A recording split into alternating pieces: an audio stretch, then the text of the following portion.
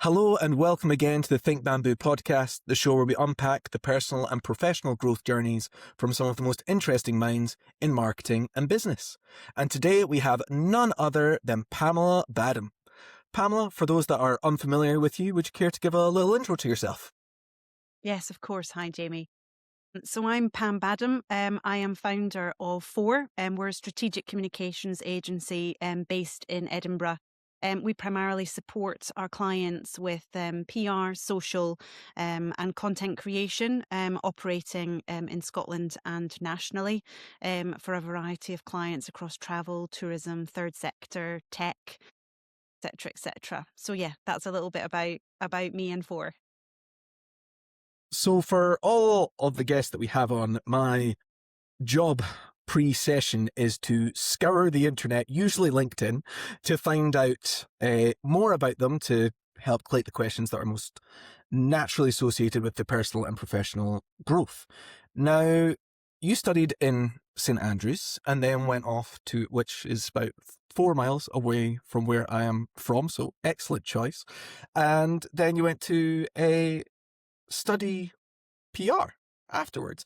Now, from a previous conversation, that's where you said, like, hey, that's where you learned about PR and all the rest of that there. What was a moment, either when you were studying or possibly in your first job, anything like that, where you had like, I call it like that spark, or a series of moments, light bulb moments, when you realized, yes, this is the route I want to take my career down. This is what I want to, I'm not going to say dedicate your life to, but your professional career, this is what I want to do. Yeah, so I went to do a master's in PR and I didn't actually fully understand what PR was when I went to do that. I then ended up going into an agency, the big partnership, to do a placement. And it was actually probably around about a month into that placement that I got offered a full-time job. And I would probably say that I was in big for maybe about 3 or 4 months before I actually genuinely understood, because I think learning theory is absolutely brilliant, but until you're on the tools and you actually are living, day to day. And I remember there was a client of mine, and I'd had my first kind of creative idea in PR, and it actually ended up in me landing a double page spread in the Sun. And it was at that point I was like, this is incredible. Like, it was just a moment where I realized that all the things that you do and all the different creative strategies, you bring it in. But I have to say, like, this industry is evolving so fast that a huge amount of it is actually like, there's constantly those moments. I've been doing this for 20 years now, and actually, every few months there's like another light bulb moment where you're like, oh wow, this is another way to do it. This is that. So it's kind of a bit of a journey, if I'm honest. So was it that buzz I think you can feel when I ne you've I landed it? st Yes, that buzz from landing a standout piece of coverage for a client is like, it never grows old. 20 years down the line, still never grows old. I love it. I can. So I mentioned before that I had a brief foray in PR before, and like, I'll be honest, I've never been able to replicate it again. And I think it actually did me a disservice at the time. It was absolutely like potluck, where it was a client that I had was they did I'm trying not to say their name. They did a lot with running, and so it was trying to partner with sports brands or sports personalities or things of that nature, and they held different races within the UK. Like, this is our 15K. This is our. I don't think they did a marathon. I think they did like a half marathon, and I got a relatively prominent feature in AOL at the time, and which at the agency I was at was, wow, Jamie's suddenly gone up there. Never did it again. Couldn't figure out. It was absolutely just right person, right time, and that's where I learned the value of having the relationships with the journalists at all the time, being able to give them that value rather than write email right at that time, which I think the whole department was kind of chasing that buzz, which was kind of showed we maybe didn't have a process at the time. So what you mentioned there, you've been in this for 20 years, right? So that's quite fairly established.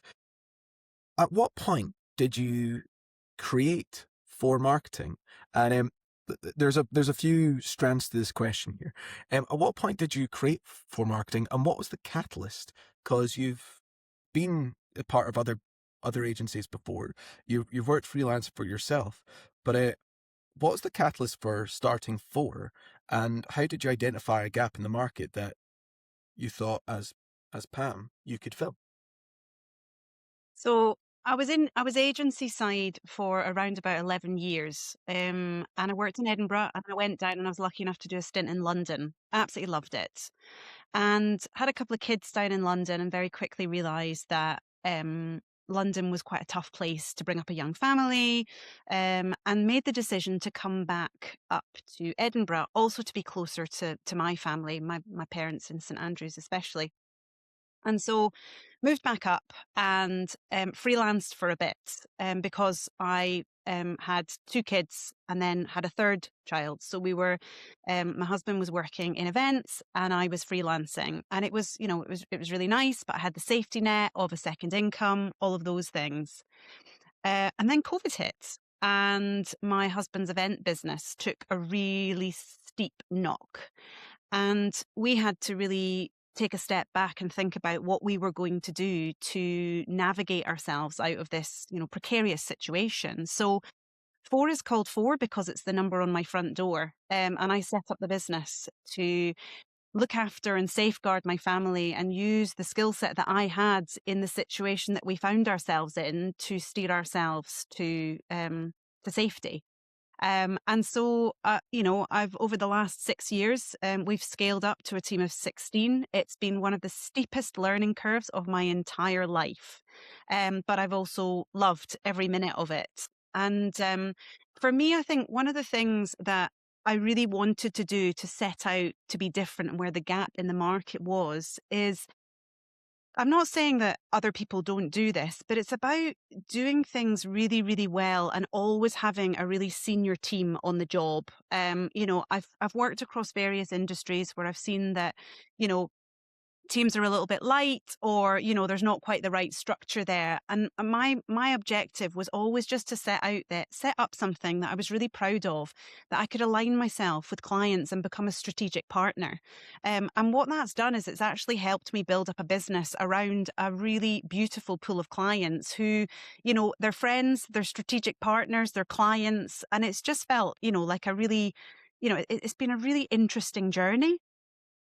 There's a you're not the first one to say about the difficulties that COVID brought, and yeah, there's been a few guests that have said like it almost destroyed us, or it did destroy us, and we've had to rebuild there. It was no laughing matter for a lot of people. It was also partially the what gave the birth of Think Bamboo, to show, hey, like, we could work from home, and it was almost like a reset of the world to an extent. So well done on you for that. Shows some real grit and determination, because when your back's up against the wall and you said, no, I've got to make this work, and the family can be a really strong incentive. Like, I've got a little picture. I won't put them up here because I don't want to put my kids on the internet. But but I keep a picture of them beside me to as the, like, why are you doing this? What's it for? And I'm like, it's for them. And I was like, what better reminder than having it right in front of your face every single time? So you've just kind of gone through there that touched on a few things, and I would like to go into the personal and professional growth part here, a little bit deeper, where you've had a transition from being employee to freelance to business owner, which is some of us are mostly the majority of us sit in one of those buckets in our lifetime, which is firmly in the employee bucket. What culture shocks, or yeah, no, let's go with the culture shocks, working with people. Have you experienced, or transitions of I'm trying to put this in the most positive spin I can. Culture shock, difficult transition from employee to freelance to owning a business that forced you to look inside yourself to go, I wasn't the same for that. This is something I didn't know about myself until I was in this position. Yeah. I think one of the biggest culture shocks I experienced was the sheer realization that your pay packet at the end of each month isn't guaranteed. And that you are solely responsible for your livelihood essentially. And for me as a freelancer, that, it's pressure enough on its own. But I think when you start to scale a team, another huge thing that I've had to really grow into, if I'm honest, because I don't think it was a skill that I was naturally gifted with or born with, is really that sense of responsibility and being able to lead with intention and integrity and really drive something forward. And I suppose for me as well, it's about having like a measured approach to things. So I've really had to, I would say, as steep as the business growth curve has been, my learning curve has been with all of those things too. I think when you enjoy a profession such as, PR comms, I went into this because I really enjoyed doing that. I think probably what I hadn't thought about at the beginning of that is that running a business was a whole separate job.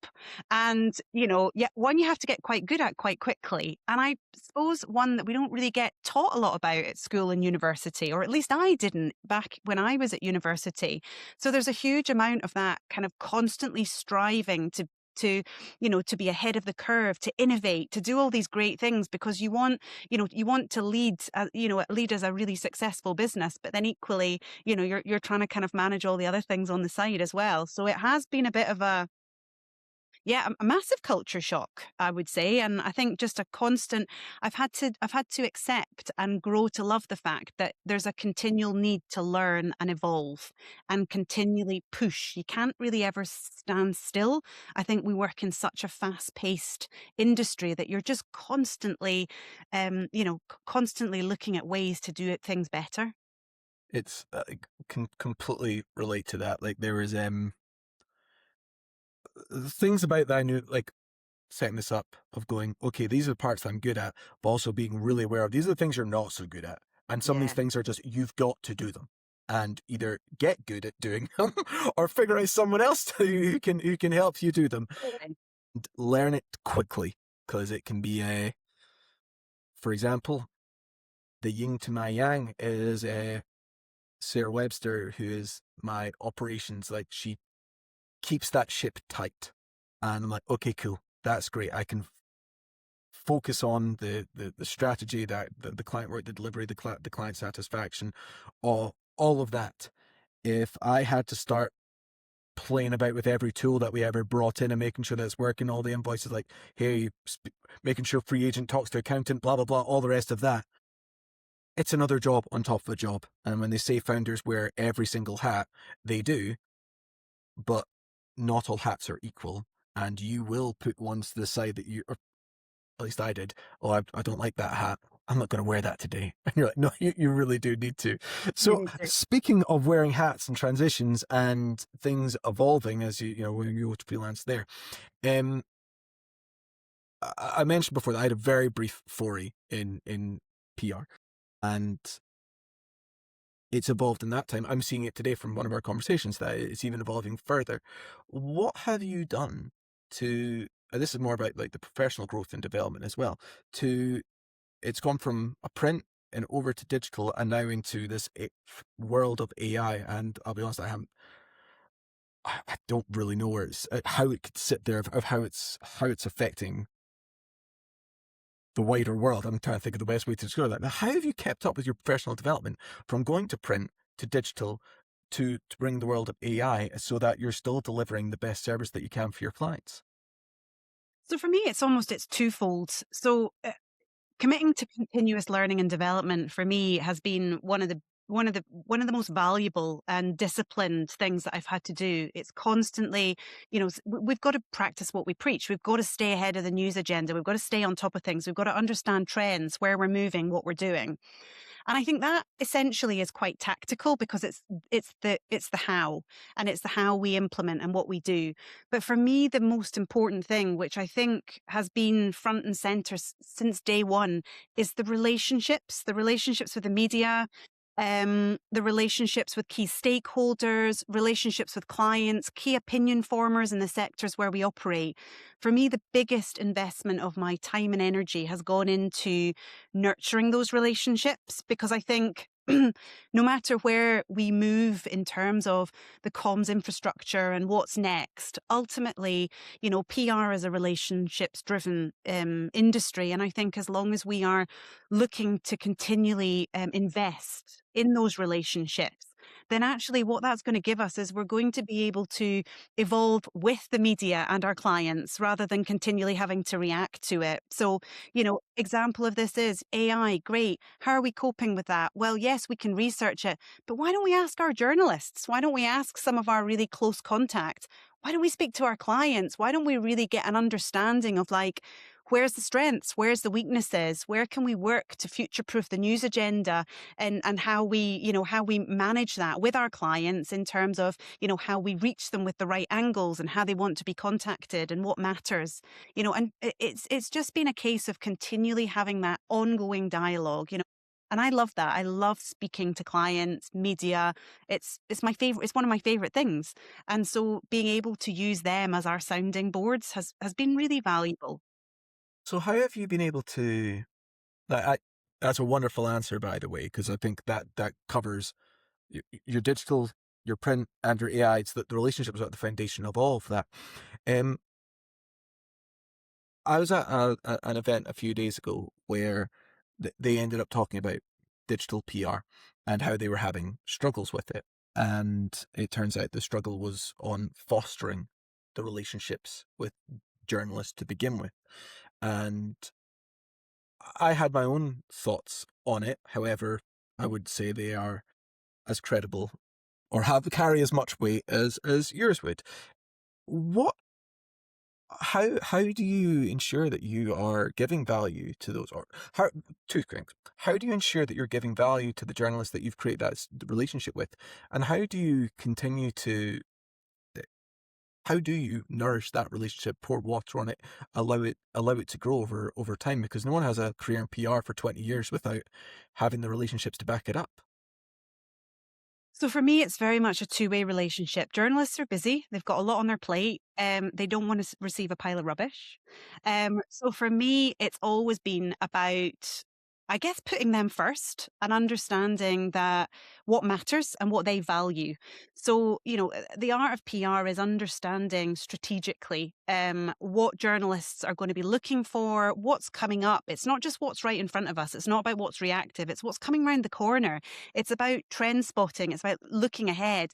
But it's also about having those relationships with them where you can say, okay, what's going on in your world? Tell me a little bit about what you're seeing. How can I help here? What information can I give you to help you place your stories better with editors? It's understanding, what makes them tick. But then it's also having that, being reliable enough and being really solid so that when a journalist knows, right, I've got a breaking story, I need a comment, which agency's going to deliver here? How are they going to get, and so for us, we get a lot of that inbound, guys, I need a statement from, client A, client B, because they know that we've got the relationships and the strength there of the understanding of the news agenda, but also the client's objectives, and bringing them together so that what we're doing is we're minimizing any back and forth. We're being really direct with what we want to do, the messages that we want to get across. And I suppose really what I've given you is a really long worded answer around you. We just communicate well with them. We understand what they need, we understand what they value, and we do everything that we can to remove the hassle. Oh, I love that. We do everything we can to remove the hassle. That What is, it's all about, right? yeah. Well, who else was saying it? Oh, I've completely forgotten. But as I was talking about the services business, and it's like, look, if you're in a service, you've got to communicate and learn everything about your customer on a to an extent, like a personal level. See Yeah. like what keeps them up at night and how can you add your value there, and that keeps it keeps you in a job, so to speak. And yeah, I really like that. I'm gonna make that into a little video itself. That's definitely gonna be a nice little clip. That's good. So that's how you bring the value. That's how you've been able to get the success of four. I'm going to go down a different route because with a few of the guests, growth doesn't, yes, growth can come from having the success and saying, okay, that worked. Often we can get our biggest lessons from things that haven't worked or haven't been as successful. I'm going to put a positive spin on that. We can also have growth from things that have absolutely bombed, that did not work, and we will never do it again. You don't necessarily have to give an example of from 4, but has there been a time in your 20 years where something, campaign, whatever it is, hasn't quite gone to plan as you were expecting, and what lesson did it teach you, either as Pam, or and as, okay, Pam, the PR profession? Sure. So I'm going to come back to that wonderful word of COVID because I have, if I'm going to be really honest with you, and I've thought about this question, I want to give you the truest answer.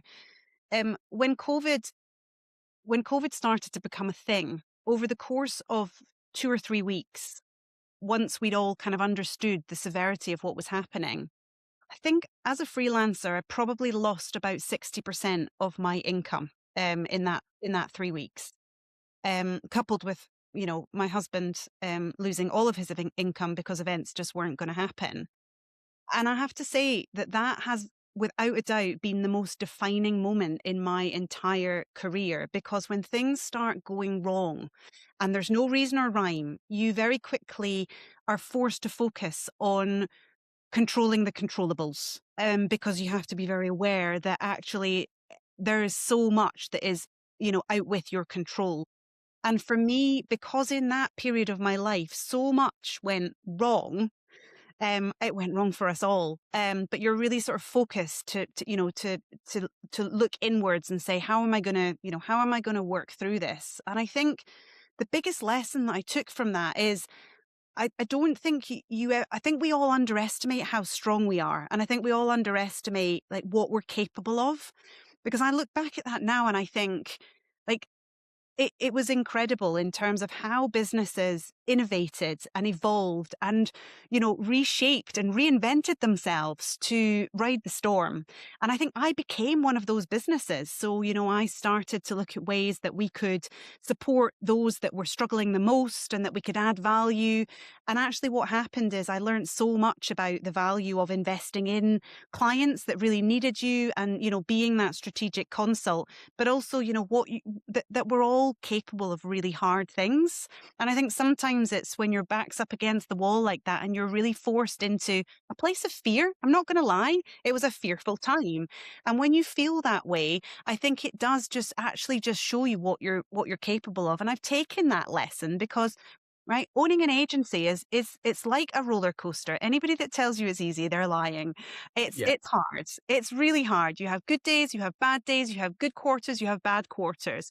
But actually what it forces me to do is look back and go, hang on a minute, I've been here before. And literally, this is nothing compared to where we were before.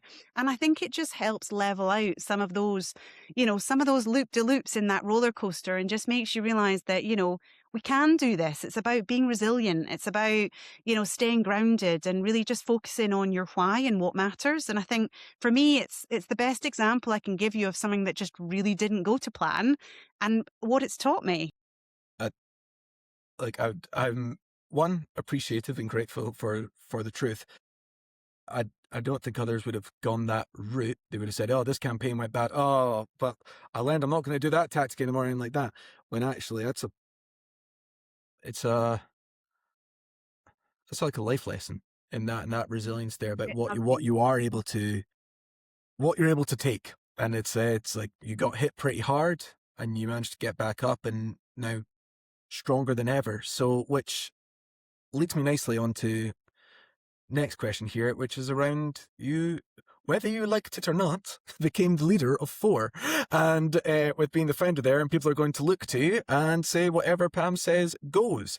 So, what I'd love to know is, how has your leadership style or approach changed from the first day of 4 to where it is now? Because, like you mentioned there, you've expanded to 16. That's not easy for anyone that thinks it's like, some people have their business and it's you and maybe one other person. Sometimes it's just them for years, and that's totally comfy. To get 16 in the time you have, that should be applauded. Well done. So, where where, yeah, where's your leadership style gone? What's been the journey for that? Is it still the same? Has it changed day one to today?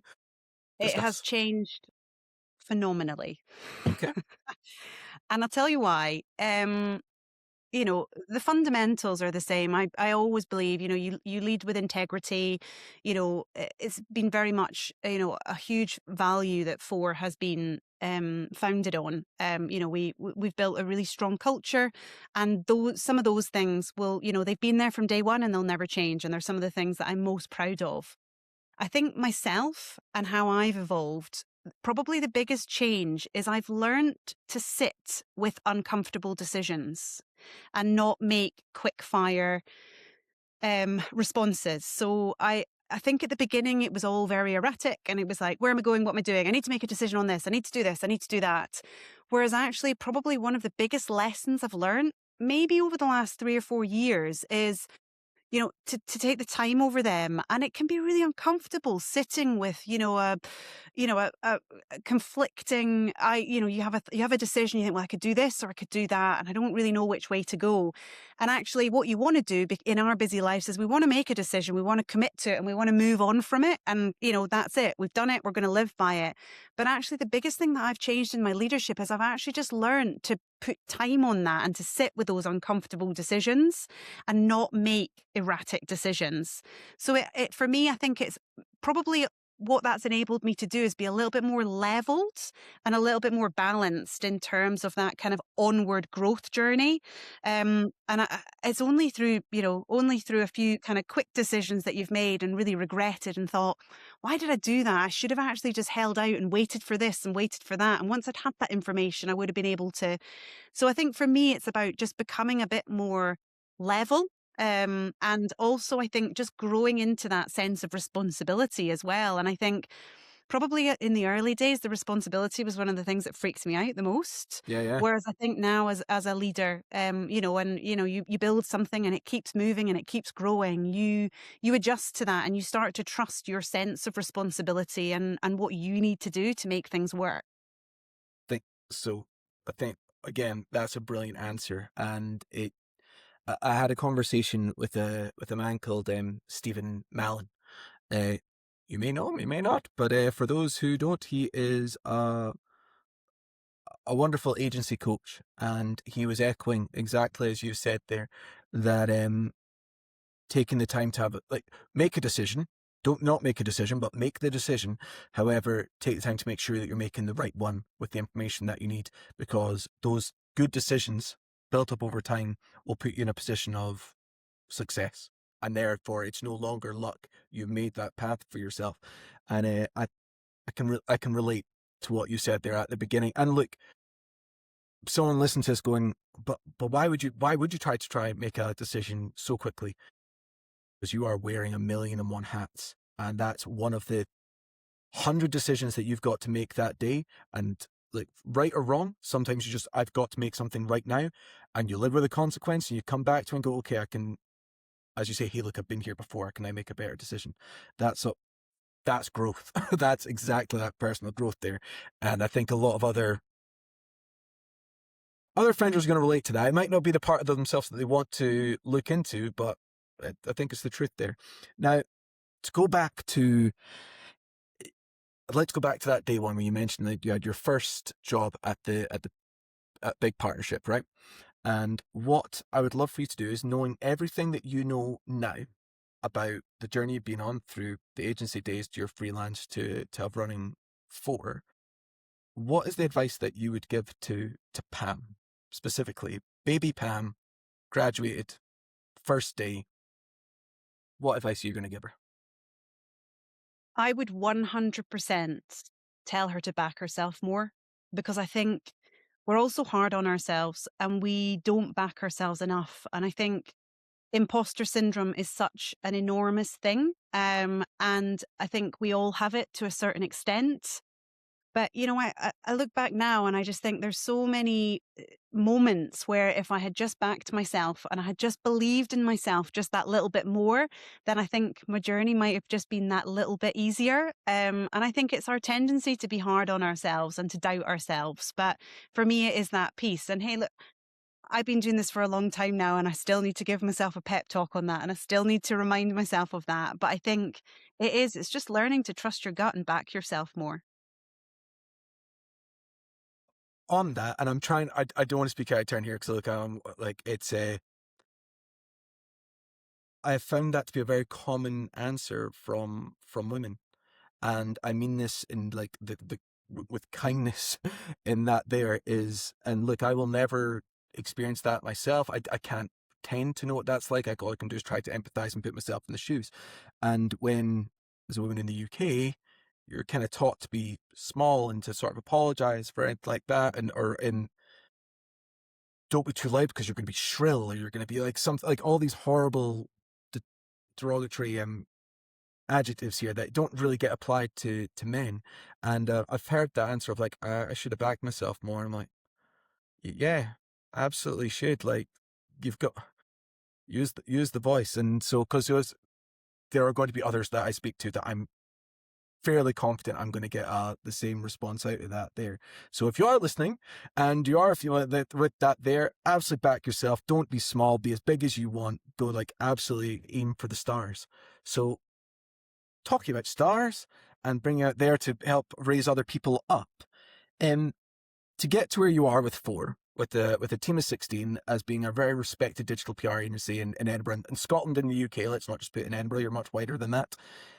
It takes a village, as I say, to get people to where they need to be, and where they want to be. And I like to use the sort of end of these sessions as a spot to put out goodwill and positivity to the world, an opportunity to say thank you or give kudos to those that have helped you along on your journey. And is there a person or a certain group of people that you'd like to go, actually, yeah, they were really instrumental for me getting to where I am today?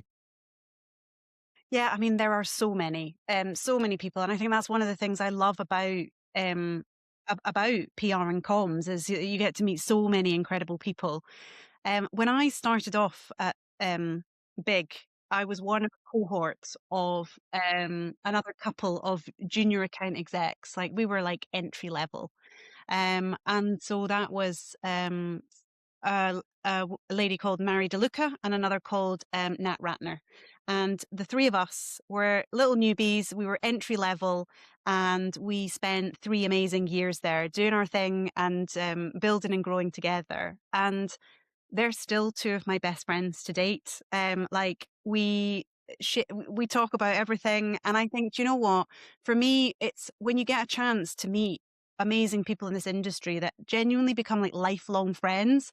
I think for me, just having people like that we've been through thick and thin together, and we've all moved off into different fields and we've all done different stuff. But I think it is just those friendships and those relationships that you carry for so many years that they just keep you grounded, and they remind you of where you came from and why you're doing what you're doing, you know? So, but yeah, I mean, there's hundreds. I've had amazing mentors. I've got amazing clients. Everybody brings something special into, into my life. But for me, those were probably two of the first and most formative relationships that I built and still cherish very much today.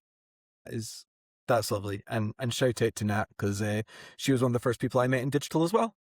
So yeah, yeah. I'll save that story for another one, where the moment she put me in my place, and but rightfully so. I'm going to tease that there, because that's for another one. But she Oh was dear. wonderful in that sense. Quite a formative moment. But here, Pamela, thank you so much for your time today.